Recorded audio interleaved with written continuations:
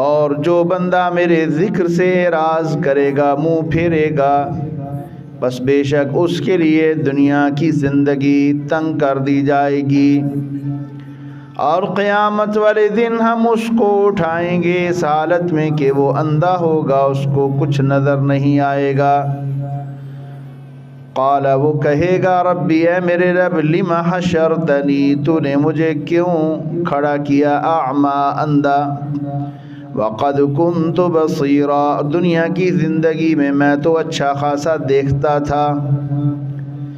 قال، کہا جائے گا، کذالک اتتک آیاتنا، اسی طرح آئی تھی تیرے پاس ہماری آیات، فنسیتها، تو نے ان کو بھلا دیا، وکذالک اليوم تنسى، اور اسی طرح آج کے دن تجھے بھلا دیا گیا۔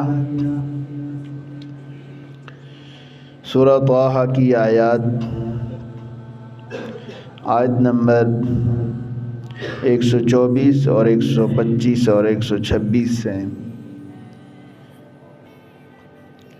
پارہ نمبر 16 ہے۔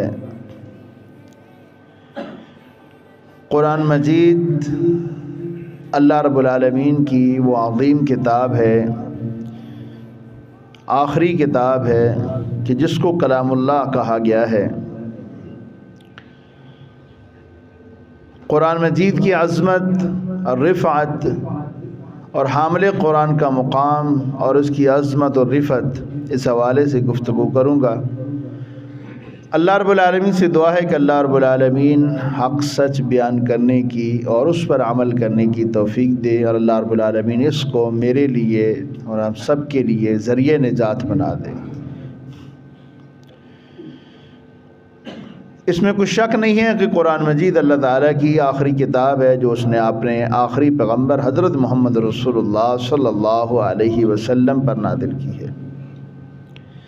قرآن مجید کے حوالے سے پہلی بات یہ بات یاد رہے کہ قرآن مجید اللہ تعالیٰ کا کلام ہے۔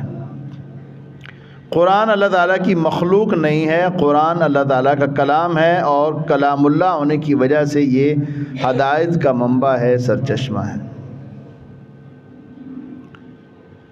قرآن مجید کلام اللہ ہے اور اسی کے اوپر امت مسلمہ کا اجماع ہے، اور اگر تاریخ کو دیکھا جائے تو امام احمد بن حنبل رحمۃ اللہ علیہ نے اس کے اوپر بہت زیادہ قربانیاں دی ہیں۔